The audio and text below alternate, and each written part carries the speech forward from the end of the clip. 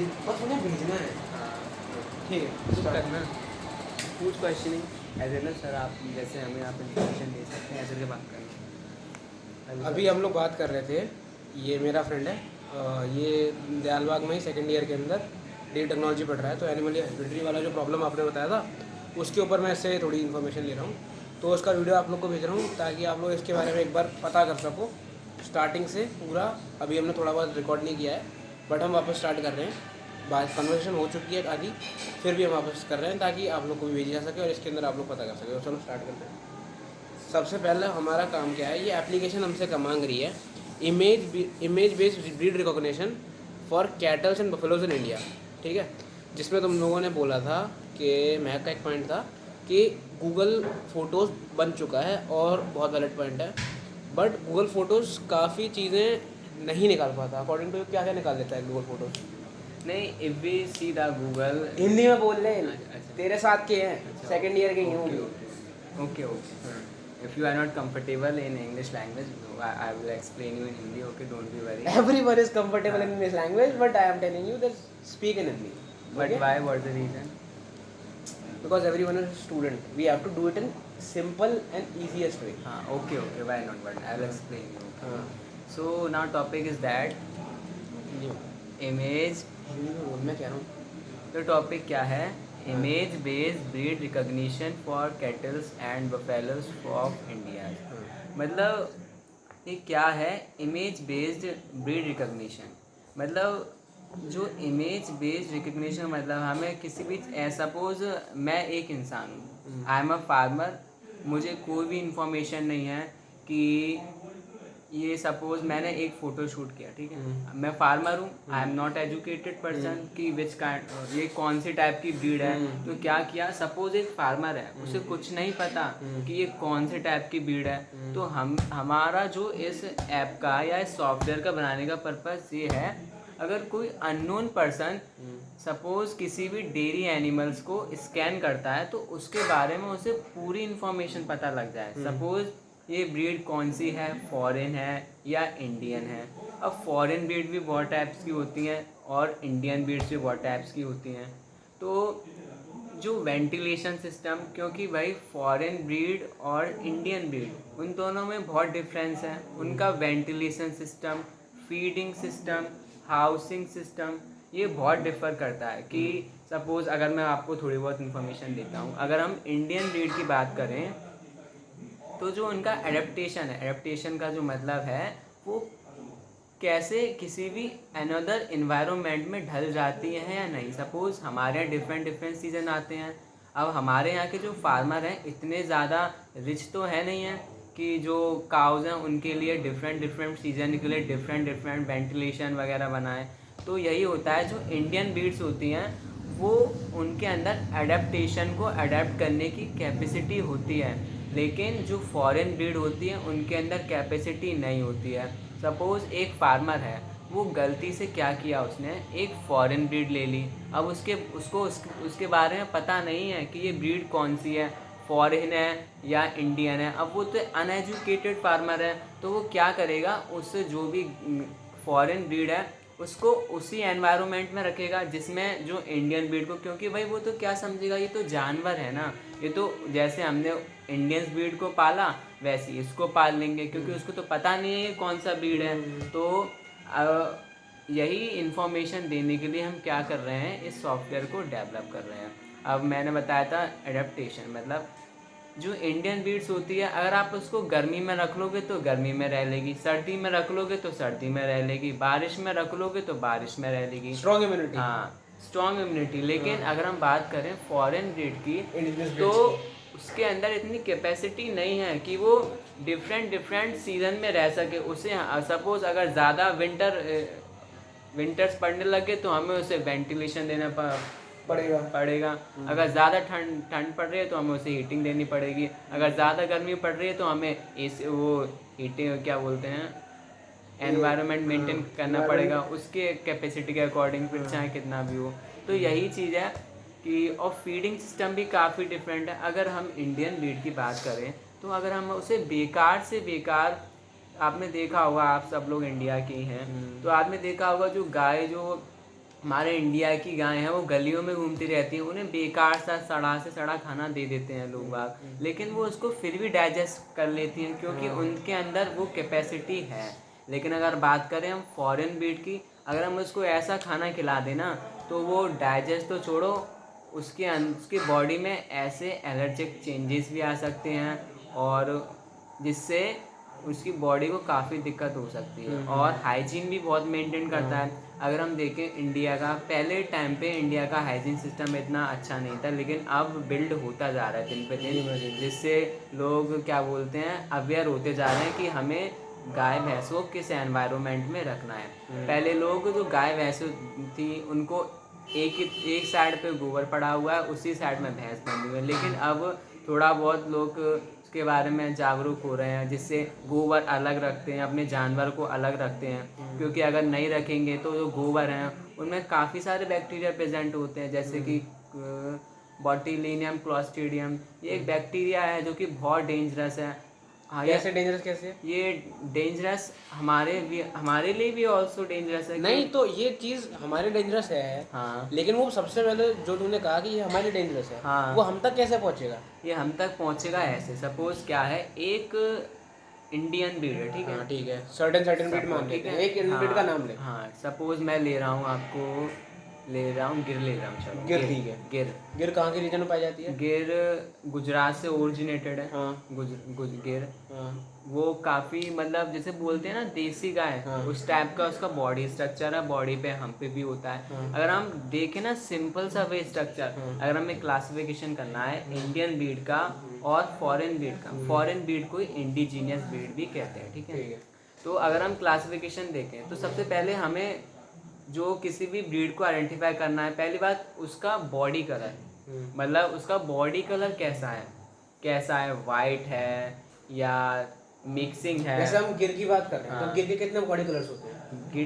गिर के colour mostly होते हैं ब्राउनिश कलर। और हेड कैसा होता है? हेड होता है थोड़ा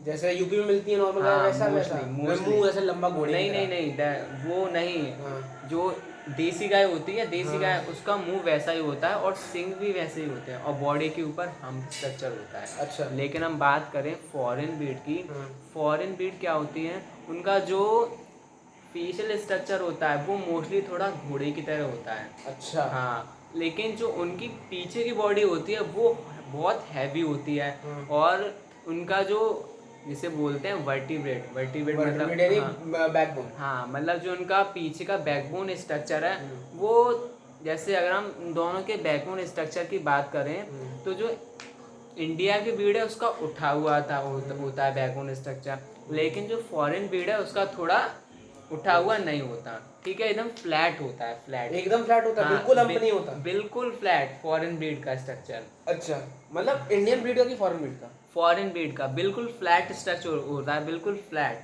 वर्टिब्रेट एकदम फ्लैट होगा। हाँ बिल्कुल फ्लैट, एकदम स्ट्रेट ऐसे करके। लेकिन हम बात करें इंडियन ब्रीड्स की, उनका थोड़ा उठा हुआ वेरिएशन होगा, बीच में हम्प आ जाएगा, फिर थोड़ा ऐसे करके होगा। और जैसे सांड में होता है? हाँ, जैसे सांड में होता है वैसा ही होता है इंडियन। हाँ, और हमने कलर के पर बात कर रहे थे, जैसे आपने सुना होगा वो जो जैसे एक काऊ आती है लंदन डेयरी, तो आपसे हमने सुना होगा, उसके ऊपर जो एक काऊ जो भी प्रिंट आती है वाइट और ब्लैकिश कलर की, वो एक्चुअली दो काऊ का जेनेटिकल मॉडिफिकेशन है, मतलब दो डिफरेंट ब्रीड्स की इंटरमिक्सिंग कराई गई है, जिससे वो काऊ जेनेटिकली मॉडिफाइड है, वो एक अलग बात है। क्योंकि अगर वो तो कोई भी काऊ होगी जो जेनेटिकली मॉडिफाइड है, हाँ, उसके अंदर इश्यूज जो तुम्हारी बीमारियां हैं, हाँ, वो भी डिफरेंट पैदा होंगी। हाँ, व्हाई नॉट, क्यों नहीं होंगी? क्योंकि मैंने जितना पढ़ा है, मेरे को इतना पता चला है कि जेनेटिकली मॉडिफाई कोई भी एनिमल होगा, उसके अंदर जो बीमारियां होंगी उन्हें सही करना बहुत ज़्यादा मुश्किल होगा in comparison to pure breeds. हाँ, क्योंकि वो नई बीमारियां हुई हैं उनके जेनेटिकल मॉडिफिकेशन की वजह हाँ, से। ठीक है, ये एक इशू आ गया। अब कोई हमने जेनेटिकली मॉडिफाइड काऊ ब्रीड पकड़ ली, सर्टेन ब्रीड है, एक गिर ब्रीड मान लेते हैं और एक कोई नहीं, जेनेटिकल मॉडिफाइड गिर नहीं है, बट मैं पहले एक प्योर ब्रीड लेते हैं गिर, हाँ, ठीक है, एक जेनेटिकली मॉडिफाइड लेते हैं शायवाल। हाँ, इन दोनों का मैंने वो करा दिया, हाँ, ब्रीडिंग करा दी। हाँ, ठीक है। फिर जो इसका जेनेटिकली मॉडिफाइड वेरिएंट आया, हाँ, उसके अंदर इसके अंदर मान लो सर्टेन बैक्टीरिया ज़्यादा हार्म करता था, और इसके अंदर सर्टेन बैक्टीरिया हार्म नहीं करता था। हाँ इसका मॉडिफिकेशन से ये आया कि सर्टेन बैक्टीरिया इसमें ज़्यादा हार्म करने लग गया, या फिर कम हार्म करने लग गया, या फिर हार्म ही करना बंद कर गया, हाँ है ना। ये तो डिपेंडेंसी करती है कि जो इन दोनों ब्रीड में से कौन से वाले कैरेक्टर ज़्यादा शो हो रहे हैं। वो चीज़ तो तुम्हारी जेनेटिक इंजीनियरिंग में चली गई ना। हाँ, ये तो जेनेटिकल थोड़ी अपर लेवल की बात हो जाएगी। नहीं, बट हम लोग को बेसिक एप्लीकेशन में ये सब भी तो बिल्ड करना पड़ेगा। हाँ बट जो इंसान अपर लेवल पे नहीं जाएगा उसको क्यों का सिलेक्शन देंगे। हाँ वो तो है। हाँ। अब इस हैकेथॉन के अंदर किसी ने भी नहीं सोचा होगा कि मोस्टली कॉलेज से कोई टीम नहीं होगी जो एनिमल हस्बेंड्री पे इतना ज़्यादा कहाँ सोच रही हो। हाँ मोस्टली नहीं सोच रही होगी। हाँ, तो इसीलिए मैंने प्रोजेक्ट सोचा। अब इसके अंदर इन्होंने जो एक्सपेक्टेड सॉल्यूशन दिया है वो सॉल्यूशन है use of artificial intelligence and image analysis to recognise and classify the breeds of cattles and buffaloes based on image. Images. अब इमेज के अंदर हम किसी भी फोटोग्राफ के कि मोस्टली लोग फ़ोन से फ़ोटो खींचेंगे तो हर फ़ोन के अंदर एक फ्लैश होता है, वो फ्लैश ऑन करके फ़ोटो क्लिक कर सकता है, एनवायरनमेंट का कोई उतना इशू नहीं है। सेकेंड थिंग, अगर हमें किसी भी ब्रीड को रिकॉग्नाइज करना है तो उसके लिए सर्टेन क्राइटेरियाज हैं जो इन्होंने मुझे बताए हैं। अब वो सर्टेन क्राइटेरिया ये बताएंगे, ये सर्टेन क्राइटेरिया उन्होंने बताया। अगर हम किसी भी काव को आइडेंटिफाई कर रहे हैं या किसी भी बफेलो को आइडेंटिफाई कर रहे हैं, सबसे पहले तो ब्रीड रिकग्निशन हमारा टॉपिक है। तो हमें ये आइडेंटिफाई करना है कि जो पर्टिकुलर ब्रीड है वो इंडियन है या फॉरेन है। फॉरेन ब्रीड को इंडिजीनियस कहते हैं डिफरेंट वे में, ठीक है, या जेनेटिकली मॉडिफाइड क्रॉप है। ठीक। तो सबसे पहले अगर हम सपोज मैं एक फार्मर हूँ, ठीक है, मुझे काव के बारे में नहीं पता, अब मेरे सामने अचानक से एक काव आ जाए जो फॉरेन की है, ठीक है, अब मुझे इन्फॉर्मेशन नहीं पता कि ये कौन सी ब्रीड है, ठीक है, तो हम पहले कलर आइडेंटिफिकेशन, मतलब वो कलर देखा ना, सबसे पहले हम कलर ही देख पाएंगे, अरे वाह ये बड़ी प्यारी लग रही है breed, naturally colour identification. Body structure देखेंगे, फेशियल स्ट्रक्चर देखेंगे, कैसा फेस है, या घोड़े जैसा है या नॉर्मल जो देसी काव है उन जैसा है।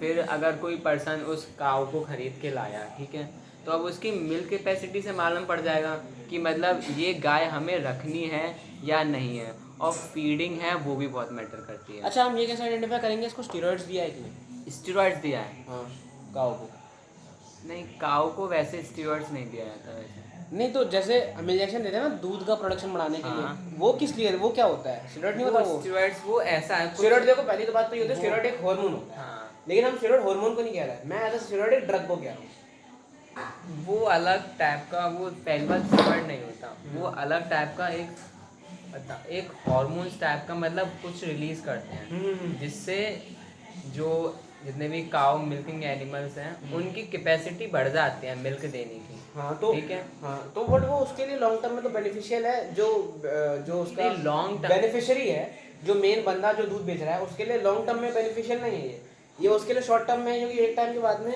अगर किसी इंसान को भी स्टेरॉइड देते हो तो उसके बॉडी ऑर्गन खराब होने लग जाते हैं Obviously होंगे, क्यों और नहीं? अगर किसी काऊ को दे दो तो वो तो तुम्हें बताएगी भी नहीं, है ना, उसके डेथ कॉजिंग रीजन बहुत ज़्यादा डिफरेंट हो जाएंगे। और अगर कोई जेनेटिकली मॉडिफाइड काऊ है तो उसका कोई pre existential facial structure, horn structure या कोई सा भी स्ट्रक्चर एग्जिस्ट नहीं करता है, तो हम किसी भी जेनेटिकली मॉडिफाइड काऊ को कैसे आइडेंटिफाई करेंगे इस केस में? कि स्टेरॉइड्स दिए गए हैं कि नहीं है?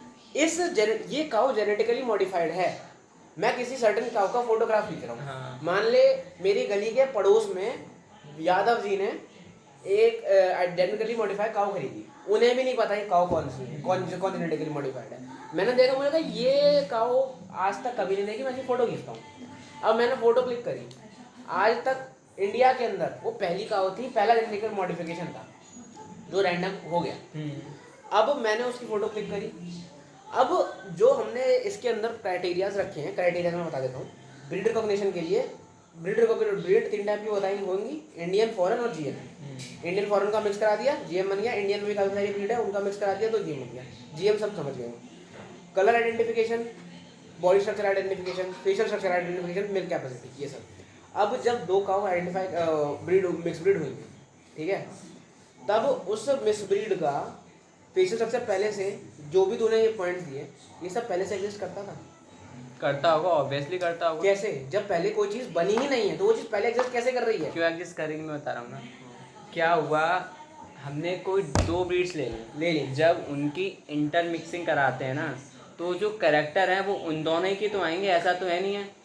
किसी और ब्रीड के आए कि सपोज क्या हुआ, एक ब्रीड थी ब्लैक और एक ब्रीड थी वाइट, तो जो इंटरमिक्सिंग कलर होगी वो ब्लैक ब्लैक भी आ सकता है, वाइट भी आ सकता है। अगर हम ये कहें कि ऑरेंज आ जाए या येलो आ जाए या ब्राउन आ जाए तो कहाँ से आ सकता है, क्योंकि वो कलर उसके ब्रीड के पास है ही नहीं।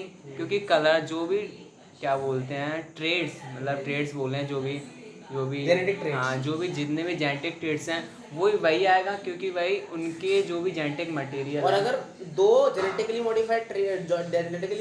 मॉडिफाइड ब्रीड्स का फिर से एक बार जेनेटिक मॉडिफिकेशन करें, उन दोनों को ब्रीड करा दें, हाँ वो 4 ब्रीड्स का इंटरडिपेंडेंस होगा, हाँ। फिर वो और ज्यादा कंफ्यूजिंग हो जाएगा। हाँ। मतलब ये कंफ्यूजन जैसे कि इंसानों में बढ़ता चला गया है ना। इंसान बहुत सारे डाइवर्स हैं, ये जितने भी हैं इंडिया अर्थ पे काफ़ी सारे हैं। अब हर किसी के अंदर अलग अलग जेनेटिक आइडेंटिटी है। ऐसे अगर हम लोग देखें तो हमने 2 प्योर ब्रीड का इनब्रीड कराया, फिर हमने सर्टेन जगह पे 2 प्योर इनब्रीड का इनब्रीड कराया, फिर इससे एक दोनों से एक एक प्रोडक्ट निकला, फिर इन दोनों मिक्स ब्रीडर्स का हमने वापस से मिक्स ब्रीड करा दिया, फिर उससे एक प्रोडक्ट निकला। अब इसके अंदर मैं कैसे रिकॉग्नाइज करूंगा कि this could be the mix of this this this and this, है ना। ये एप्लीकेशन में फोटो क्लिक करते होना चाहिए ना कि this could be the mix of this and this this this this, वो पूरी डिटेल दे दे कि इस ये ब्रीड ये खाती थी तो इससे ये होता था, वो खाती थी तो इससे ये होता था। लॉन्ग टर्म के अंदर अगर कुछ ब्रीड आइडेंटिफिकेशन होगा तो ये चीज़ इस तरीके से डिस्ट्रीब्यूट हो जाएगी, है ना। ये चीज़ जेनेटिक इंजीनियरिंग वाली चीज़ है। अब तूने जेनेटिक इंजीनियरिंग पढ़ रखी है इसलिए मैं तेरे से इन्फॉर्मेशन मांग रहा हूँ।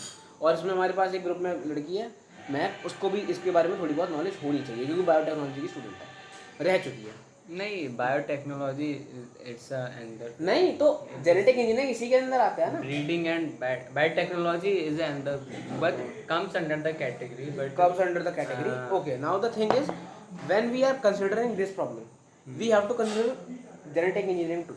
now we see the another topic. Okay. Let's see. So, can handle diverse environmental backgrounds, lighting conditions and varying animal poses. ठीक है। हाँ, जो अभी हमने बताया था ना आपको एनवायरमेंटल कंडीशंस क्या है, मतलब कैसी एनवायरमेंटल कंडीशन में रखना है, ये तो आपको क्लियर हो ही गया होगा। हाँ। कि वेंटिलेशन कैसा होना चाहिए इसमें। हर ब्रीड का डिफरेंट आपका इम्यूनिटी होगी, और जितना ज़्यादा जेनेटिकली मॉडिफाई करते चले जाएंगे हम लोग उसे, उसकी इम्यूनिटी कमज़ोर होती चली जाएगी। तो उस हिसाब से इम्यूनिटी के अकॉर्डिंग हम लोगों को उसका शेल्टर भी देना पड़ेगा कि इसको हम ये शोल्डर दे सकते हैं, इसको हम सर्टेन ब्रीड को सर्टेन शेल्टर दे सकते हैं। शेल्टर आइडेंटिफिकेशन हमें उस तरीके से करना पड़ेगा। आगे बढ़ते हैं। तुम्हारा maintains a breed database for most common Indian cattles buffalo breeds and their crosses. समझ रहा है? मतलब एक डेटाबेस मैनेज होगा, वही DBMS वाला सिस्टम आएगा, डेटाबेस मैनेजमेंट होगा, जिसके अंदर मैंने आज फ़ोटो खींची, अब मेरे जैसे काफ़ी सारे किसान हैं जिन्होंने फ़ोटो खींची, मैक्सिमम कितनी गाय हैं ऐसी, वो ये डेटाबेस जगह स्टोर करके रखे। समझ रहे हैं? वो चीज़ ये आएगी। ठीक है। Can be seamlessly integrated with BPA platform. BPA एक प्लेटफॉर्म है, एग्जिस्ट करता है वैसे? BPA का इंटरफेस क्या है? अब ये वैसे BPA एक उसी का प्लेटफॉर्म है, मुझे इतने डिटेल्स नहीं पता वैसे इसके बारे में।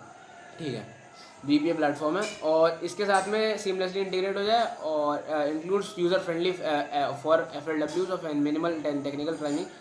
अब ये बात है कि इसको यूज़ करने के लिए जो यूज़र है वो गधा है। क्या है वो? गधा। उसको इन्फॉर्मेशन कुछ भी नहीं है इसके बारे में। सपोज हमारा मेन एम तो ये है ना, जो हमारे उसके लिए वो सबसे इजी होना चाहिए वो काम जो करना। इंडियन फार्मर है वो एजुकेटेड तो नहीं है इतने, नहीं है। लेकिन जो हाँ एक ऐसा हमारे सेल फोन बना दिया है, वो तो मोस्टली लोग यूज ही कर लेते हैं। अगर किसी फार्मर को नहीं यूज करना आ रहा तो उसका जो सन वगैरह वो यूज कर लेगा, उसमें सिंपल सा फोटो लेना, स्क्रीनशॉट। मेरे को बैक्टीरियाज के नाम बता जो आइडेंटिफिकेशन में काम आते हैं। नहीं, बैक्टीरियाज इंजेक्ट करते हैं। बैक्टीरियाज हुए, बहुत सारे डिसीज भी हैं, मेस्टाइटिस जैसे डिसीज हैं जो एनिमल्स के अडल्ट्स में हो जाता है। मेस्टाइटिस सुना होगा? नहीं सुना। मेस्टाइटिस का मतलब होता है जो जितने भी एनिमल्स जो होते हैं, जो क्या बोलते हैं, मिल्क एनिमल जो मिल्क प्रोड्यूस करते हैं, उनके अडर में इन्फेक्शन हो जाता है। अच्छा। अगर हम हाइजीन को मेंटेन ना करें। कैटल के अंदर और क्या था? क्योंकि हाइजीन बहुत इम्पोर्टेंट टॉपिक है जो हमें फार्मर को समझाना चाहिए सिंपल से सिंपल वे में, जिससे उस चीज़ को वो लोग समझें कि हाइजीन बहुत बड़ा रोल प्ले करता है एनिमल हस्बेंड्री में। अगर हाइजीन अच्छा है तो वहाँ का, अगर हम सर्वे भी करें, जिस जगह का हाइजीन अच्छा, अगर हम सपोज हम सर्वे करने जाते हैं कि एक फार्मर है, वो अपनी गाय भैंसों को गोबर भैंस में बैठता है और एक हाइजीन मेंटेन करके रखता है, तो उन दोनों के बीच में डिफरेंस बहुत होगा। मोस्टली फार्मर्स आजकल यही कर रहे हैं ना। हाँ मोस्ट ऑफ द फार्मर्स तो यही कर रहे हैं। हाँ, क्योंकि वो पहली बात एजुकेटेड नहीं है और उनको कोई इन्फॉर्मेशन देने वाला नहीं है। उनको इन चीज़ के बारे में अवेयर करें कि ये सब चीज़ें मतलब हमारे लिए ही घाटा है, क्योंकि अगर वो ये सब चीज़ें बचा कर चलेंगे तो क्या होगा, उन्हीं लोगों का फ़ायदा होगा। फर्स्ट, उन्हें ज़्यादा से ज़्यादा मेडिसिन, पहली बार मेडिसिन का खर्चा ख़त्म, ठीक है, उन्हें कोई भी दवाई लेने की ज़रूरत नहीं है। मिल्क प्रोडक्शन अपने आप बढ़ जाएगा, ठीक है। और जो लेस वेंटिलेशन, मतलब उन्हें ज़्यादा से ज़्यादा अच्छे से अच्छा वेंटिलेशन प्रोवाइड करने की ज़रूरत नहीं है, क्योंकि अगर कोई भी चीज़ हम भी देखते हैं ना कि एनवायरमेंटल साफ़ है कि नहीं है। हम किसी जगह बैठते हैं तो हम देखते हैं ना कि यहाँ का जो एरिया है साफ़ है या नहीं है, तो वैसे ही हमें जानवर को बिठाना चाहिए। लेकिन क्या है, जानवर तो बेचारा को जानता नहीं है, तो हम लोगों को ही उनके बारे में सोचना पड़ेगा। अगर हमें प्रॉफिट चाहिए, हमें फार्मर्स को अवेयर कराना है, तो एक बेस्ट तरीका है पर्सनल हाइजीन को मेंटेन करने का। ये बहुत ही इंपॉर्टेंट टॉपिक है, ये बहुत ही इंपॉर्टेंट टॉपिक है जो फार्मर्स को हमें अवेयर कराना चाहिए अगर वो किसी भी पर्टिकुलर ब्रीड की फ़ोटो ले रहे हैं। ठीक है, अब हम बात करते हैं feeding sorry, feeding is different suitable topic. Feeding पे आते हैं। फीडिंग फॉरेन ब्रीड्स और इंडियन ब्रीड्स डिफरेंट होती हैं। हाँ, इनकी फीडिंग अलग है। अब जीएम ब्रीड पे जैसे ही आते हैं, इसकी फीडिंग टोटली डिफरेंट रहेगी। अभी इशू पता है क्या आ रहा है? इंडियन फार्मर्स, कोई भी फार्मर होगा, उसके अंदर होगी चुल। हर इंसान में चुल होती है कि मुझे ज़्यादा दूध चाहिए, कम से कम पैसा लगा, क्योंकि उसे ज़्यादा दूध बेचना है। हाँ, वो ट्राई करेगा कि मुझे एक ऐसा जीएम मिल जाए जो कम ठूसे और दूध ज़्यादा बने। हाँ, है ना। अब वो उसके लिए कितने तिगड़म लगाएगा हमें नहीं पता। उसने मान ले 17-18 क्रॉस ब्रीड्स करा दिए, इधर से यहाँ मिला दिया, उनका उधर से करा दिया, इसका इधर से उधर करा दिया, खूब सारे क्रॉस ब्रीड्स करा दिए। जैसे मान ले किसी के अंदर जॉर्ज मेंडल की आत्मा, उसने क्रॉस ब्रीड करा दिए ताकि उसको बेस्ट प्रोडक्ट मिल सके। अब वो बेस्ट प्रोडक्ट सिर्फ एट वॉस्ट कॉस्ट आएगा, वो बेस्ट प्रोडक्ट तो होगा, बट उसके अंदर बीमारी के ज़्यादा से ज़्यादा लक्षण होंगे। उसको बहुत ज़्यादा चांसेस है कि बहुत जल्दी बीमार पड़ के मर जाएगा, क्योंकि वो इतना ज़्यादा जेनेटिकली मॉडिफाइड है। उसके बारे में कोई स्टडी नहीं हुई है, उसके बारे में कोई इन्फॉर्मेशन पहले से एग्जिस्ट नहीं करती है, प्री एग्जिस्टेंट इन्फॉर्मेशन नहीं है। अब सर्टेन ब्रीड का हमने एक वो कराया था मान लें गिर और सहवा का एग्जाम्पल लिया था मैंने। इसको एक सर्टेन बैक्टीरिया से कुछ हो जाता है, इसको कुछ सर्टेन बैक्टीरिया से कुछ हो जाता है ना। अब इन दोनों का क्रॉस ब्रीड कराया, इसको इस वाली ब्रीड को हो सकता है कुछ भी ना हो, इस वाले से आ जाए, इसको इससे हो सकता है इसे बहुत ज़्यादा होने लग जाए, या हो सकता है इसे थोड़ा बीच का ही सिस्टम रह जाए, है ना। कुछ भी हो सकता है, इसके चांसेस काफ़ी सारे हैं। अब उन सारे चांसेस को एक artificial intelligence model calculate on the spot कैसे कर लेगा? ऑन द स्पॉट कैलकुलेट करेगा कि हाँ इसमें ये हो सकता है, इसमें ये हो सकता है, इसमें ये हो सकता है, इसमें ये हो सकता है, ऐसे ऐसे ऐसे ऐसे ऐसे। उसको ट्रेन भी करने के लिए टाइम चाहिए ना। हमारे पास में 3 घंटा होगा, उस 3 घंटे के 3 घंटे कह रहा हूँ 3 दिन होंगे, 72 आवर्स। कुछ भी मॉडल को कितनी बार ट्रेन करोगे कि वो जेनेटिकल मॉडिफिकेशन को भी समझना स्टार्ट कर दे। खैर ये तो तेरी टेक्निकल बात हो गई, वो तो हम लोग हैंडल कर लेंगे, ये कैसे कैसे होगा। बट बात ऐसी है कि मैं ये कह रहा हूँ अभी प्री एग्जिस्टिंग कितनी ब्रीड्स एग्जिस्ट करती हैं on planet Earth, according to if you have information then. हमें रिसेंट डेटा देखना पड़ेगा। तेरे अकॉर्डिंग लास्ट डेटा जो तूने पढ़ा था? लास्ट डेटा तो काफ़ी सारी हो सकती है, तेरे बहुत भीड़ है ऐसे तो। देखता हूँ, we have to search. Cattle के अंदर क्या क्या आता है? नहीं कैटल नहीं, कैटल के अंदर तो बहुत सारा आ जाएगा। कैटल में तो अदर वेराइटीज़ एनिमल्स भी आ सकते हैं, इसलिए हमें जो भी सॉफ्टवेयर बनाना है वो काऊ या बफेलो के बारे में बनाना है। तो हम कैटल के बारे में बोला भाई। कैटल्स, हाँ ओके। कैटल्स में तो काफ़ी सारे जानवर आ जाएंगे फिर। वर्ल्ड वाइड 800 के अराउंड बता रहे हैं ICAR की इन्फॉर्मेशन देख। Based on breed cattle and buffaloes of India, kettles end of India है ना, ओनली इंडिया की ओनली बता रहा इंडिया है। के लिए बात चल रही है। बट इंडिया के अंदर भी GM चीज़ें होती हैं, मतलब लोग अब खरीदते ही हैं, हाँ खरीद रहे हैं। तो वो इशू तो क्रिएट होएगा ही। इसको हम लोग पहले से ही सॉल्व करके रखेंगे तो ज़्यादा बेटर चीज़ें पड़ेंगी। इनोवेशन की बात होती है ना, वो इनोवेशन। अब यहाँ पे बात करते हैं description. Breed identification errors in BPA often arises due to manual judgement of lack of breed specific awareness among FLWs। Breed identification के अंदर एरर तभी इस वजह से ही आ रहा है क्योंकि मैनुअल जजमेंट किया जा रहा है। मोस्ट लोगों को इन्फॉर्मेशन नहीं है, वही जो इसने बात कही। India being home of diverse array of indigenous and crossbreed cattle and buffalo breeds presents a complex challenge for accurate breed identification, है ना। Incorrect entries compromises the value and collected data and it turns impact of effectiveness and genetic improvement, है ना, nutrition planning, disease control and overall program outcome। Country outcomes मैंने बताया था उसमें हाँ कि डिफरेंट एनिमल है, उनको डिफरेंट डिसीज़ होने के चांसेस हैं। जैसे फॉरेन ब्रीड है, उनको जल्दी हो सकता है डिसीज़ हो, लेकिन इंडियंस को नहीं हो सकता। अब कुछ लोग चाहेंगे कि इन दोनों को क्रॉस ब्रीड करा दें शायद, ताकि हाँ, ये चीज़ कम हो जिससे जाए, हमारे पास मिल्क प्रोडक्शन भी ज़्यादा हो और हमें लेस फैसिलिटीज़ भी प्रोवाइड। करनी पड़े। हाँ बट हमें इस चीज़ के बारे में इन्फॉर्मेशन नहीं है ना, तो इसको लॉन्ग टर्म के अंदर तो हमें ML मॉडल को बहुत ज़्यादा बड़ा बनाना पड़ेगा, क्योंकि यार वो ये सब कैसे रिकॉग्नाइज करेगा। ये एक्चुअल में एक LLM बनेगा, लार्ज लैंग्वेज मॉडल, जो काफ़ी लंबा ट्रेन करना पड़ेगा हमें। और उसके लिए अभी तो जो मेरे पास में एक वरुण है वो हेल्प करेगा, और कंचन मैम, इनको भी इंफॉर्मेशन होगी, ये भी ML कर देंगी, तो इनको ये लोग अपना हैंडल कर लेंगे, ठीक है। अभी AI के बारे में इतना है, ये AI से रिलेटेड चीज़ें हैं, है ना। तो अगर किसी बंदे को मान लेते हैं मैं ऐसा AI बनाऊं जो best daily technologist of the earth को रिप्लेस कर दे, है ना, ऑन द स्पॉट, तो कैटल रिकॉग्निशन, ब्रीड रिकॉग्निशन तुरंत खत्म कर दे, है ना, ये सीन है। इसके अंदर और क्या क्या हो सकता है, ब्रीड रिकॉग्निशन हो गया, फीडिंग हो गया, हाउसिंग शेल्टर प्रोवाइडिंग हो गया। अब इसके अंदर एक्स्ट्रा क्या क्या किया जा सकता है, एक्स्ट्रा क्या क्या किया जा सकता है। कैटल्स में भी देख ले, कैटल्स का भी सीन है ना हर। अच्छा, ये जितने भी तूने चीज़ें बताई, ये चीज़ कैटल्स के लिए भी सेम है। हाँ कैटल्स के लिए भी सेम है।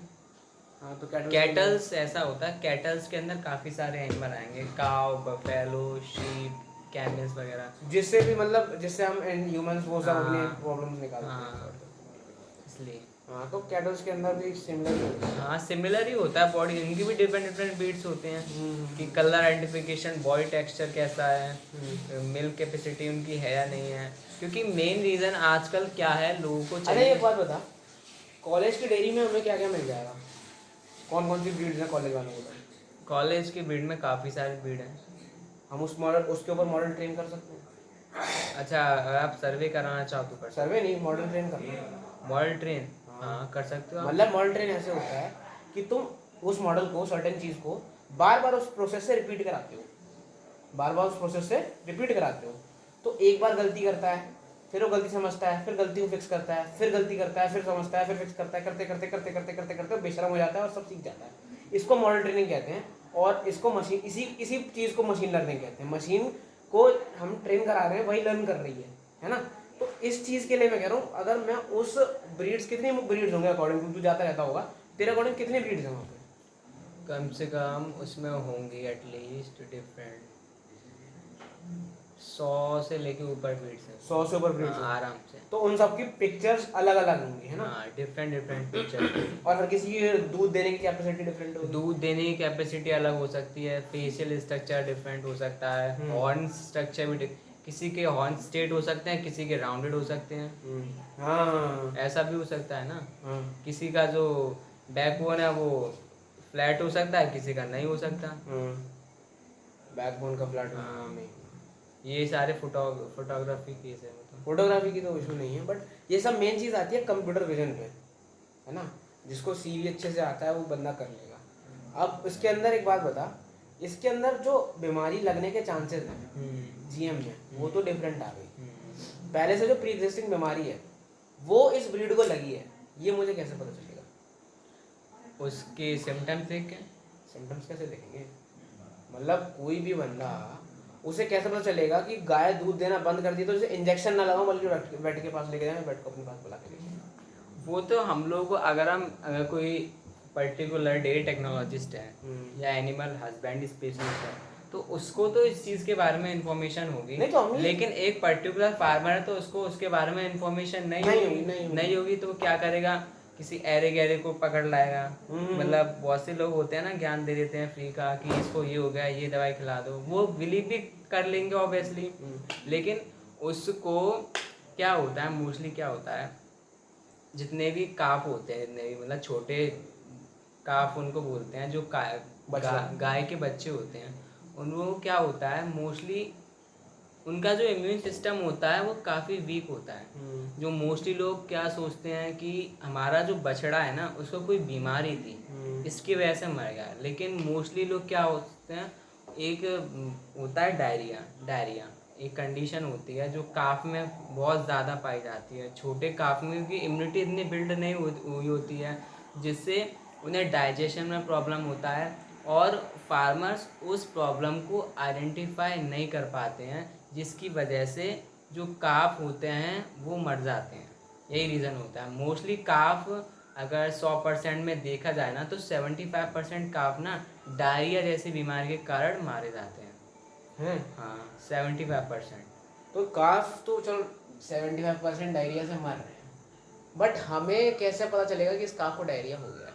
डायरिया हो गया वो तो डॉक्टर को हमें, मैं फोटो रिकॉग्निशन की बात चल रही है ना यहाँ पे। फोटो रिकॉग्निशन देखो, फोटो रिकॉग्निशन से मतलब सिम्टम मैं कैसे पता करूँगा, वो सिम्टम फोटोग्राफिक फोटो से कैसे पता चलेगा, ये बोल रहा हूँ। फोटोग्राफी से देखो सिम्टम्स तो पता करना एक मुश्किल टास्क है बहुत बड़ा। फोटोग्राफी से तेरे को पता है उसके बारे में इंफॉर्मेशन की सिम्टम्स क्या होते हैं हर बीमारी? हाँ डायरिया के सिम्टम्स? हाँ डायरिया के से बहुत ऐसा होता है। जो डायरिया होता है उसमें क्या होता है, पहली बात बॉडी होती है, इंटेस्टाइन होती है ना, उसमें पेन होता है, ठीक है, और लूज मोशन हो जाते हैं उसमें, लूज मोशन हो जाते हैं, ठीक है, और जो बॉडी है उसमें थोड़ा फिटीग सा फील होता है, मतलब थकान नहीं टाइप। तो बछड़ा को फटीग हो रहा है वो तो मुंह से बताएगा नहीं ना। हाँ वही बात तो है, यही तो रीज़न है। लेकिन हम उसको एक फ़ोटो से सपोज एक किसी भी इंडिविजुअल को हम कैसे आइडेंटिफाई कर पाएंगे ये पर्टिकुलर ब्रीड से कर रहा है, सपोज ठीक है, सपोज ठीक है, मैंने बताया डायरिया बताया जैसे, ठीक है, अब हम एक फ़ोटो खींचते हैं, एक इंसान को डायरिया है, ठीक, वो इंसान सॉरी उस बच्चे को जो भी गाय का बच्चा है काफ को डायरिया है, हाँ। तो हम उसे कैसे आइडेंटिफाई करेंगे? हो सकता है कि कभी कभार ऐसा होता है प्राइमरी रिस्पॉन्स सेकेंडरी रिस्पॉन्स भी होता है, वो थोड़ा अदर लेवल की बात जाएगी। प्राइमरी रिस्पॉन्स क्या मतलब होता है, जब कोई भी प्रॉब्लम या कोई भी बैक्टीरिया हमारी बॉडी के अंदर एंटर करता है तो हमारी बॉडी प्राइमरी रिस्पॉन्स देती है कि ये बैक्टीरिया हमारी बॉडी के अंदर आ चुका है, और हमारी बॉडी के जितने भी एंटीबॉडीज़ हैं वो एक्टिवेट हो जाते हैं, ठीक है। जब वो एक्टिवेट हो जाते हैं, अगर उस काफ की इम्यूनिटी स्ट्रांग होती तो क्या होता, अगर इम्यूनिटी स्ट्रांग होती तो सिर्फ प्राइमरी रिस्पांस तो मिल जाएगा, लेकिन अब सेकेंडरी रिस्पांस कैसे मिलेगा कि मतलब उसके अंदर जो भी बैक्टीरिया वगैरह प्रॉब्लम है हम कैसे डिफाइन, लेकिन ये बहुत बड़ा मुश्किल टास्क है मेरे अकॉर्डिंग कि हम फोटो से लेके हम किसी भी पर्टिकुलर जानवर का डिसीज़ पता कर रहे हैं। वो हो सकता है जैसे मेस्टाइटिस है, मेस्टाइटिस को पहचानना तो बहुत सिंपल है। अगर हम किसी भी मेस्टाइटिस काव को रखते हैं ना तो उसका जो अडर्स है ना वहाँ पे इन्फेक्शन हो जाता है। अडर्स यानी थन? हाँ थन बोलते हैं। वहाँ पर इन्फेक्शन हो जाता है तो ये पहचानना बहुत। अच्छा मेस्टाइटिस से डेथ होती है? नहीं मेस्टाइटिस से डेथ नहीं होती। मेस्टाइटिस से क्या होता है? मेस्टाइटिस से क्या होता है, ये होता है पर्सनल हाइजीन मेंटेन ना करने के कारण। क्या हुआ मेस्टाइटिस से होगा क्या उस ब्रीड को, वो मत बता कि कैसे होगा। ब्रीड को क्या होगा, उसके अडर्स में इन्फेक्शन हो जाएगा। अडर्स में इन्फेक्शन होगा तो क्या होगा, वो इन्फेक्शन दूध में जाएगा। हाँ दूध में जाएगा तो में भी इन्फेक्शन होने के कारण है। हाँ ये चीज़ें हैं, क्योंकि भाई उस चीज़ को हम भी तो कंज्यूम कर रहे हैं। ऐसी कितनी बीमारियां हैं पर ब्रीड? एक रफ आइडिया रफ आइडिया होंगे एटलीस्ट 100 से ऊपर एटलीस्ट। पर ब्रीड 100 बीमारियाँ। पर ब्रीड अच्छा, और डिफरेंट केसेस की डिफरेंट केसेस डिफरेंट हैं। हाँ और डिफरेंट। जब जीएम करेंगे तो और ज़्यादा खिचड़ी पकेगी। हाँ चूँकि genetical modified banana it's a big task, ये बहुत बड़ा ये बहुत ज़्यादा लोग स्पेशलिस्ट होते हैं ना वही बना पाते तो जी हैं। हाँ। जेनेटिकल मॉडिफाइड ऑर्गेनिज्म बनाना कोई छोटी मोटी बात नहीं है, उसके लिए बहुत एक्सपीरियंस चाहिए होता है और स्पेशलिस्ट होनी चाहिए पहले बार में उस फील्ड से रिलेटेड। तो उससे बीमारी हमारी वो पहले से कैलकुलेट करना। हाँ तो अगर तू इस एप्लीकेशन को बनाता, तेरे पास कोई ड्रॉबैक नहीं है, सब यही बना के देगा, तो तू उसे क्या बोलता कि मेरे लिए ये करके दे? कि मुझे कैसे पता लगे, ठीक है। अब इसमें ये भी था एक पॉइंट और था, disease control and overall disease control करके कुछ था ना। डिसीज कंट्रोल हाँ हाँ ये रहा शायद, कौन सा, ये वाला? डिसीज़ कंट्रोल ये रहा शायद था यार अभी। Maintain breed database provide suggestion includes FLW और MUs AI कैटल, है ना? ये रहा शायद हाँ, disease control and overall overall programme outcomes. Nutrition planning, हाँ। Disease control. हाँ अब न्यूट्रिशन प्लानिंग भी करनी चाहिए देखो। हाँ। अब न्यूट्रिशन प्लानिंग क्यों करनी चाहिए, अब फार्मर है उसको अच्छा, एक सर्टेन पॉइंट और दूंगा। क्या, कोई फार्मर है, उसने अपना 80% पैसा ब्रीड में लगा दिया, हाँ है ना, कि मैं ब्रीड लेके आ रहा हूँ, इसके बारे में मैंने शर्मा जी से सुना था, उनका ब्रीड अच्छा खासा दूध दे रहा है, तो मैं ये ब्रीड लेके आ रहा हूँ। वो गया ले आया, अब उसे पता नहीं था कि वो लेके गया 1 लाख रुपए, वो उससे पता नहीं था कि ये ब्रीड 50 की नहीं आती, 80 की आती है। उसने चलो दे दी, चलो ठीक है मैं 80 दे दूंगा, मेरे को कम से कम ज़्यादा कमा दूंगा। हाँ वो शहर में ब्रीड लेके आ गया। हाँ अब वो 50, उसने सोचा था 50 के अंदर मैं झोपड़ी बना के रखूंगा शेल्टर में, अब उसके पास सिर्फ 20,000 रुपये, तो उसके अंदर वो शेल्टर को कैसे मैनेज करेगा? ये बात, मतलब मैनेजिंग एक बड़ा टास्क है ना। मैनेजिंग बहुत इम्पोर्टेंट टास्क है। हाँ, तो बहुत बड़ा। उसको सस्टेनेबल रिलायबल कैसे बनाएं हम लोग कि पैसा उसका कम लगे? पहली बात, हमें जो भी वो काउ ब्रीड लेके आया उसके बारे में इंफॉर्मेशन। देख, लालच तो बुरी बला है, वो लालच आज में खरीद के ले आएगा। अब उसके पास में मिनिमम रिसोर्स जो 20,000 रुपये हैं, उसके अंदर से भी ऐसा, क्योंकि इंडियन जुगाड़ बनाने बहुत तेज है, ऐसा क्या मिल जाए कि हम लोग जुगाड़ बना के भी उसका काम सेट कर दें कि अच्छा आप ये नहीं खरीद सकते, चलो कोई ना, इतना पैसा लो, ये लगा लो, कुछ समय तक लगा लो, फिर पैसा आ जाए फिर लगा लेना, तो ये इसको दिक्कत हो सकती है। समझ रहा है मैं क्या कह रहा हूँ? ये ऐसा हो सकता है। हाँ पॉसिबिलिटी तो है, लेकिन पैसा मैटर करता है ना, कि अब एक हम कॉस्टली ब्रीड को ले आएँ और उसको लेस एंड वैसे कंडीशन में रखें, तो फिर ये मैं जुगाड़ की बात कर रहा था, वो है। कोई ज़रूरत नहीं है, मतलब मैंने एक सर्टेन पॉइंट दिया, नहीं, ये ये topic एज है। देगा, एक प्लस ऑन दे देगा कि हाँ चलो ठीक है, तुम हर फार्मर देख अमीर नहीं होता भाई, है ना, तो हर फार्मर अमीर है ही नहीं है है, ही हमारा नहीं। मेन मोटिव तो यही है है ना। अब अमेरिका के फार्मर तो है नहीं भाई अमीर हो, बहुत ज़्यादा पैसा उसके पास में, तो उसको जो इशू आएगा वो इसी से रिलेटेड आएगा कि वो पैसा कैसे लगाए, इन्वेस्ट कैसे करे कि उसको उसका मैक्सिमम आउटपुट मिले, ज़्यादा मिले। हाँ। एक तो वो ऐसे कर सकता है, पहली बात वो लोगों को ये दिखा सकता है, क्या बोलते हैं। अब जैसे मैं हूँ, हम्म, मैं गया, है ना, अब मैं गया, उसके बाद देखा कि ओ ये वाली ब्रीड, अच्छा ये इतना दूध देती है, मेरी वाली इतना ही दे रही है, रुक जा, फोन निकाला,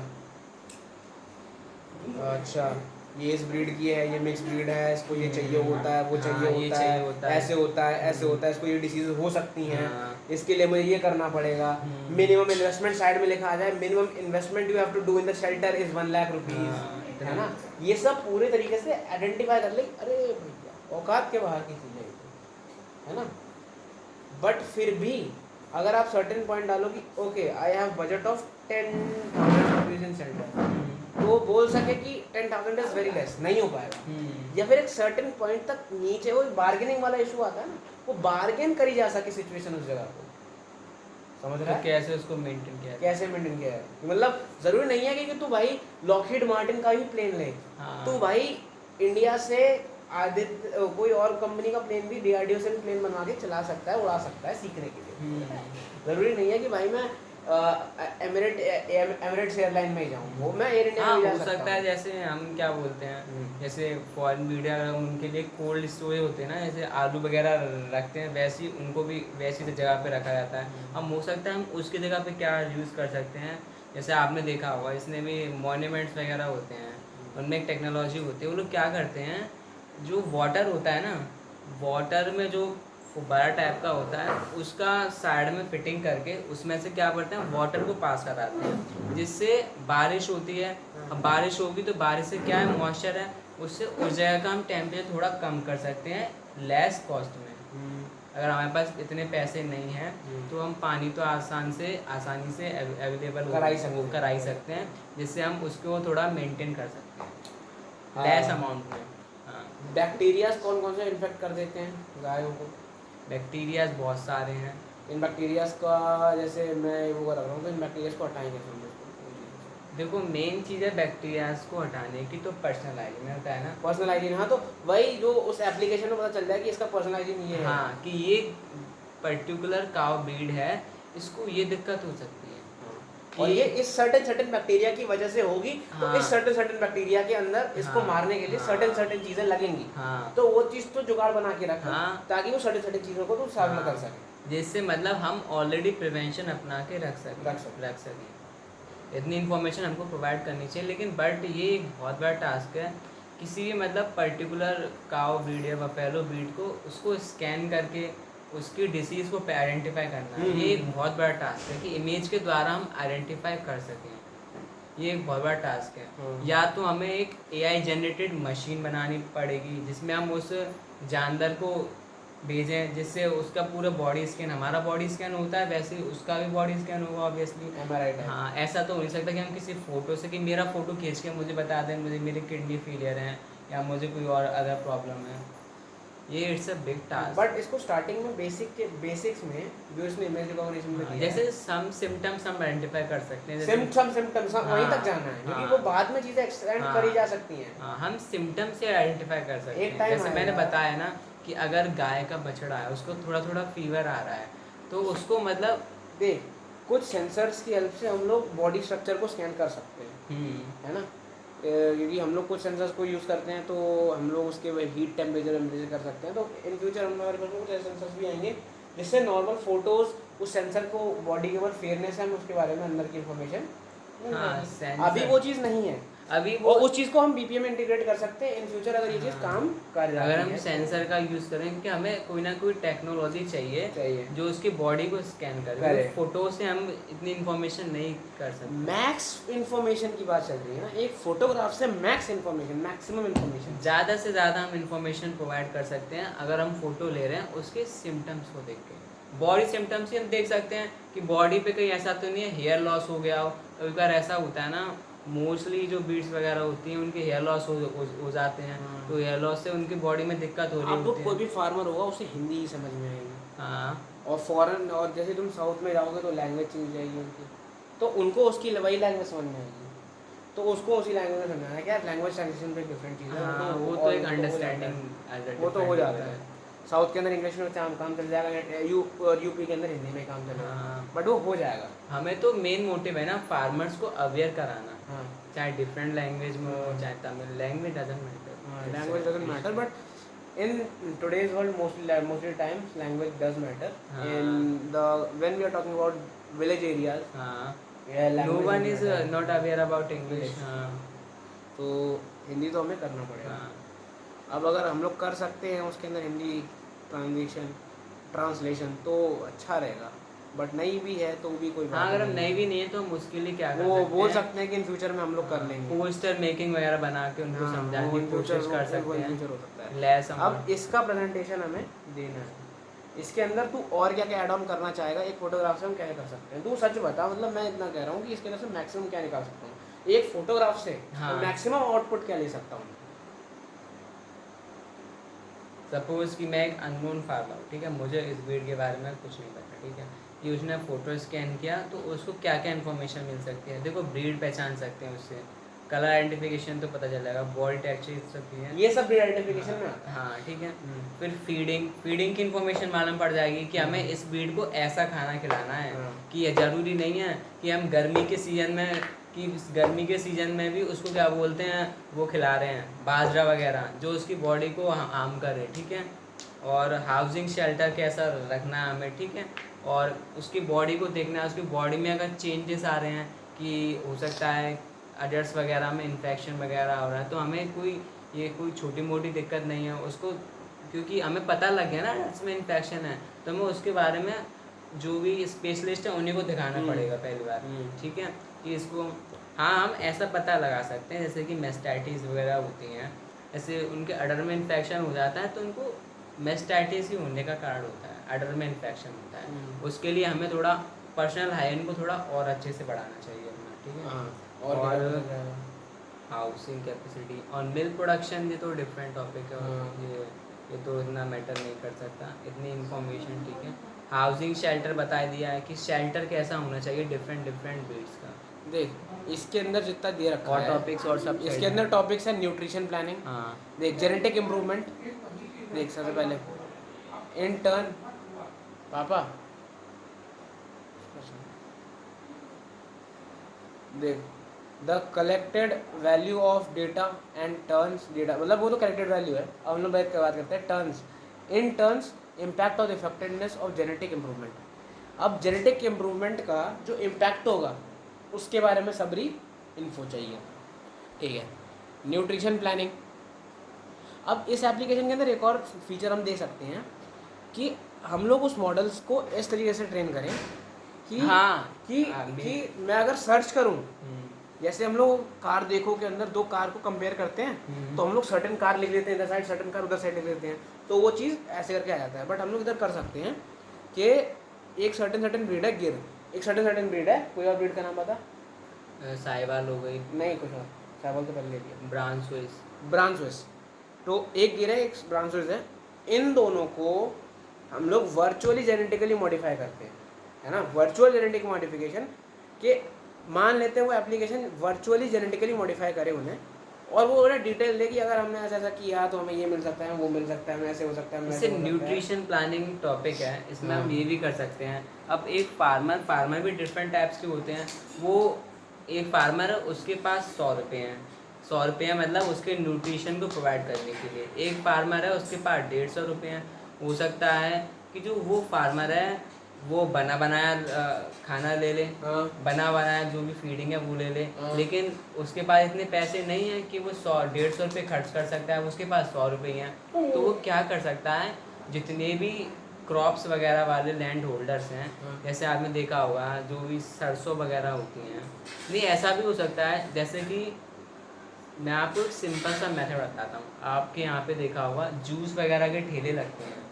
जो भी जूस वगैरह होते हैं उनमें क्या होते हैं, वाइटामिन्स बहुत अमाउंट में प्रेजेंट होते हैं, लेकिन जो जूस वाले क्या करते हैं उनका जूस निकाल लेते हैं, जो उनका बचा हुआ वेस्ट प्रोडक्ट होता है उसको फेंक देते हैं। तो हम उनसे क्या कर सकते हैं, उनसे कांटेक्ट कर सकते हैं फ्री, और वो हमें फ्री ऑफ कॉस्ट प्रोवाइड कराएंगे। जो भी जूस वगैरह के छिलके हैं उसमें मिनरल्स और वाइटामिन्स के अमाउंट कुछ रेसिड्यू रह जाते हैं, जो हम उसको यूज़ कर सकते हैं बिना एनी अमाउंट ऑफ कॉस्ट, बिना पैसा खर्च करें, और जिससे हम अपने जो भी एनिमल है उनको अच्छे से न्यूट्रिशन प्रोवाइड करा सकते हैं। पॉइंट ये न्यूट्रिशन प्लानिंग में हो सकता है कि हमें पैसे भी हमें खर्च नहीं करने, फ्री की जुगाड़ बन गई। ठीक है, बात करते हैं डिसीज कंट्रोल पे। अब डिसीज़ कंट्रोल एंड यार डिसीज़ कंट्रोल मेरे अकॉर्डिंग ना थोड़ा कॉम्प्लेक्स टॉपिक है, क्योंकि इसके अंदर वेट की ज़रूरत पड़ेगी। अब इंसान जब हम लोग इंसान को अपना डिसीज कंट्रोल ऐसा कुछ फोटोग्राफ से नहीं पता कर सकते, अनलेस ये पीके जैसी कुछ ही चीज़ें आइडेंटिफाई हो सकती है फोटोग्राफ से। बट हम लोग स्टिल सिम्टम्स आइडेंटिफिकेशन के लिए हम लोग एक सर्च ऑप्शन रख सकते हैं कि हाँ मेरी ब्रीड जो है उसके साथ ऐसा ऐसा हो रहा है, तो तुम बताओ क्या क्या सिम्टम हो सकते हैं और मेरे को क्या करना चाहिए, है ना। कि इसको ये हो रहा है तो इसको यहाँ ले जाओ, इसको ये हो रहा है तो इसको वहाँ ले जाओ, इसके सिम्टम्स कितने बड़े हो सकते हैं, है ना। ये सब हो सकता है वेटनरी, लेकिन उसको डाउन लो की इफेक्टिव होना पड़ेगा, क्योंकि अगर तुम एक ह्यूमन को भी देखोगे तो अगर इंसान को खांसी भी हो जाती है और तुम उस ChatGPT पर डालो कि मुझे खांसी हो रही है, तो वो तो तुम्हें स्ट्रेट आउट द हेल की तुम तो खत्म हो, 4 दिन में मर देगा वो, तो बोल नहीं, देगा। अब वो ये खांसी चीज एक अलग बात है। नहीं, हम लोगों को तो वो पता है खांसी है, symptom, हाँ। खांसी है, ठीक है, हाँ। हम लोगों को तो पता है खांसी है, उसका नहीं पता। लेकिन उस फार्मर को क्या पता इस जानवर को कौन सी डिसीज नहीं, है। तो वो 10 बार उसको लेके आएगा वेट को, और 10 बार वो जो डिसीज इस ऐप ने बोली वो नहीं मिलेगी, हाँ। तो इशू क्रिएट हो जाएगा कि अरे बोल तो कुछ है, हो तो कुछ है। नहीं, वो बात अलग है। 4 बार बोलता है ये मर जाएगी, दिखा के लेके आता हूँ जैसे खांसी हुई है, पेट खराब हुआ है, बस और कुछ हुआ ही नहीं हाँ, वही बात है ना। है ना। वो इफेक्टिवनेस, लोग की इफेक्टिवनेस बहुत ज़्यादा ज़रूरी है। हाँ। उसको इफेक्टिव होना ही पड़ेगा, नहीं तो भाई उसको लोग हल्के में लेंगे। अगर वो बिल्कुल इफेक्टिव नहीं हुआ तो उसको हल्के में लेने लग जाएगा। इसके लिए हम लोग कुछ ही बीमारियां लेते हैं जिसको हम फोटोग्राफ से या फिर टाइपिंग से आइडेंटिफाई कर सकते हैं। हाँ, सर्टेन इनिशियल स्टेज के अंदर 5 to 6 बीमारी मेरे को बता दे या बता दियो, हाँ, जो कि हम आइडेंटिफाई कर सकें वर्बली, है ना।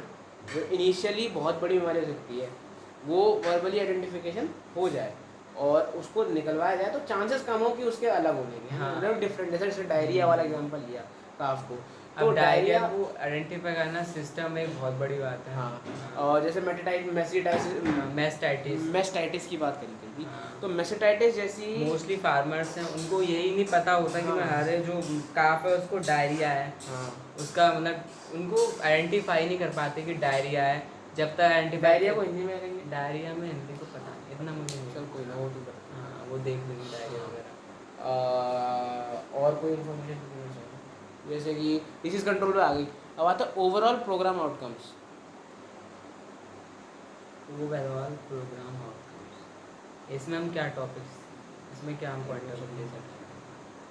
That can be breed of an animal which valuable by To prove extremely valuable by using image recognition and machine learning techniques.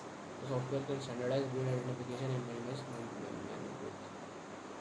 Manual errors को मिनिमलाइज करेगी, है ना। मतलब मैनुअल एरर कम होने चाहिए, तो वो चीज़ इसीलिए कहा गया फोटोग्राफ, क्योंकि इंसान बोलेगा कुछ होगा कुछ, तो वो खुद बेवकूफ़ है, बट वो उसके पास सर्टेनली है प्रेजेंट, तो मतलब तुम उसे कुछ ना कुछ के लिए वो लग सकते हो कि, है ना, वो अपने पॉइंट्स ऐड कर सकता है साइड में, है ना, add the points. If successfully developed and validated such a system can be integrated with BPA to act as a decision support tool for FLWs during registration. Expected Expected solution बता दिया, वो तो अभी मैंने बता दिया, हम लोगों ने पहले ही बोल दिया है। बैकग्राउंड दिया है गवर्नमेंट, वो तो बता दिया BPA एप्लीकेशन के बारे में। However despite of multiple training programmes और recurring issue is incorrect identification. Training programme से लोग थक चुके हैं, इनका कहना यही है। जो बैकग्राउंड दिया मैंने पढ़ा अभी, तो कह रहे हैं कि हम थक गए हैं इन्हें बता के, लेकिन बेवकूफ़ों को समझ में नहीं आता कुछ, है ना, क्योंकि एक्चुअल पढ़े लिखे नहीं है, तो उन्हें कुछ समझ में आता नहीं है कि क्या हो रहा है, कैसे हो रहा है, इस वजह से। हाँ, इसमें एक है ना, एंकर टॉपिक भी है, policy planning and targeted interventions. हाँ, पॉलिसी प्लानिंग एक बहुत बड़ा टॉपिक है। मतलब एक गवर्नमेंट पॉलिसी प्रोवाइड करती है, जितने भी फार्मर्स वगैरह होते हैं, अगर वो अपना बिजनेस बढ़ाना चाहते हैं एनिमल्स के थ्रू, तो क्या होता है, गवर्नमेंट उनको लोन वगैरह प्रोवाइड करती है without any of extra cost. हाँ, विदाउट एनी ऑफ, बिना एक्स्ट्रा चार्ज में। तो क्या होता है, कभी कभार ये फ्री भी हो सकता है, जो मतलब गवर्नमेंट फार्मर्स के लिए होता है, लेकिन जो मोस्टली फार्मर्स हैं वो लोग इन चीज़ के बारे में अवेयर नहीं है। अगर किसी भी पर्टिकुलर गाय या भैंस को कोई पर्टिकुलर बीमारी है, अगर उसका पॉलिसी है, अगर सपोज़ वो ज़्यादा एक्सट्रीम लेवल पे डेंजरस बीमारी हो चुकी है जिसका इलाज तो पॉसिबल है, लेकिन पता नहीं कि वो बच पाए या ना बच पाए, तो उसके लिए वो लोग पहले से ही पॉलिसी लेके रखते हैं, अगर इस जानवर को कुछ भी होता है तो इसका जो पैसा है वो गवर्नमेंट देगी हमें। वही, हाँ, इंसान के साथ जो करते हैं वो। हाँ, वही पॉलिसी है, वही पॉलिसी में हमारी। हाँ, मगर बहुत से लोगों को इसके बारे में पता नहीं है। डेटा फॉर रिसर्च, ठीक है, लिखा है the misclassification significantly affect the integrity and usability of data for research. जो मिसक्लासिफिकेशन है ना, वो अफेक्ट करता है यूजेबिलिटी और इंटीग्रिटी को। जो रिसर्च डेटा इन्होंने अब मिसक्लासिफिकेशन से दिया, वो इन्फॉर्मेशन गलत है एक तरीके से, बट लॉन्ग टर्म में तो उसको ही रखा गया ना, वो इशू क्रिएट करेगा। वो वही चीज़ बताया गया है ना। रिसर्च के लिए वो चीज़ गलत है, मतलब जो बंदा रिसर्च करेगा वो गलत ही ब्रीड पर रिसर्च कर रहा है ना, वो चीज़। आप policy making and targeted intervention. Targeted intervention क्या हो गया? टारगेटेड इंटरवेंशन, हाँ। Policy planning and targeted interventions, पता नहीं, इसके बारे में थोड़ा सोचना पड़ेगा। रुक जा इसका मीनिंग निकाल लेता हूँ यार। इंटरवेंशंस,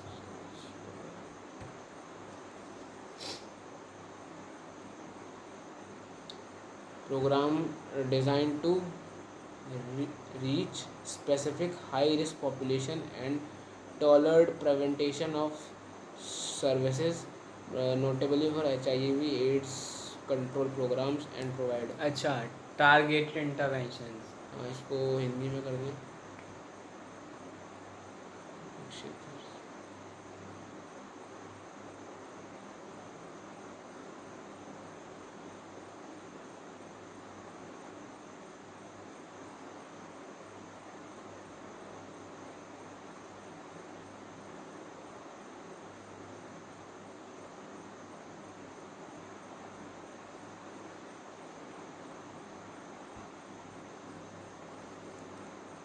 लक्षित हस्तक्षेप ऐसे कार्यक्रम हैं जो विशिष्ट उच्च जोखिम वाली आबादी तक पहुंचने के लिए बनाए गए हैं, जिनमें विशेष रूप से रोकथाम और सहायता सेवाएं शामिल हैं, विशेष रूप से HIV एड्स नियंत्रण कार्यक्रमों में, जो यौनकर्मियों, पुरुषों के साथ यौन संबंध रखने वाले पुरुषों और नशीली दवाओं का उपयोग करने वाले समूहों को सूचना, आपूर्ति और उपचार उपलब्ध कराते हैं।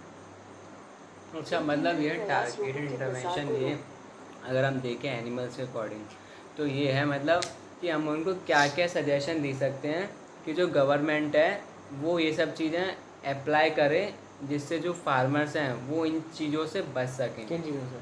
जैसे डिसीज़ वगैरह हैं, उनके बारे में हम उनको अवेयर कराएं कि जो मेन रीज़न है उन डिसीज़ का ये है, तो गवर्नमेंट को उन्हें ये सब चीज़ें प्रोवाइड करनी चाहिए। कि जो मोस्टली ये सपोज, ठीक है, अब फार्मर्स, सपोज मैं एग्जांपल दे रहा हूँ कि फार्मर्स हैं, इतने तो अमीर नहीं है, खैर जो वैसे हैं, तो उनको क्या किया जाए, तो गवर्नमेंट है ना, उनको जो जो भी फीडिंग करा रहे हैं ना, वो गवर्नमेंट ही मतलब बनवा के दे उनको। Care support treatment. हाँ, केयर सपोर्ट ट्रीटमेंट। हाँ, STI कि ये चीज़ टारगेटेड इंटरवेंशन के बारे में लोग मतलब HIV से रिलेटेड क्यों है? मतलब HIV रिलेटेड ये है, मतलब वो एग्जाम्पल दे रहा है, उनका हाँ। मतलब ये है जैसे वो ह्यूमन के अकॉर्डिंग दे रहा है, लेकिन जो एनिमल्स के अकॉर्डिंग, जैसे कि मैंने बताया ना, डायरिया, डायरिया एक ऐसी बीमारी जिसके कारण मतलब जो काफ है उनकी डेथ हो जाती है। तो इसके अकॉर्डिंग मतलब हम उनको अवेयर कराएं कि हमें ये सब चीज़ें हम उन्हें हमें वो प्रोवाइड कराएं फार्मर को, जिससे कि मतलब जो काफ हैं वो बच सकें। हाँ, ठीक है। अच्छा, इससे रिलेटेड कोई चीज़ बन रखी है क्या पहले? हाँ, हो सकती है इससे। इंडिया में नहीं हो, हाँ, बाहर हो? नहीं बनाया हुआ है वैसे, किसने? पता नहीं, AI नहीं बनाया होगा वैसे, मतलब अरे यही आदमी थोड़ी है भाई, AI से रिलेटेड किसी ने बना रखा है पहले? पता नहीं, तो देखना पड़ेगा ऐसे। मेरे को ChatGPT पता करता हूँ।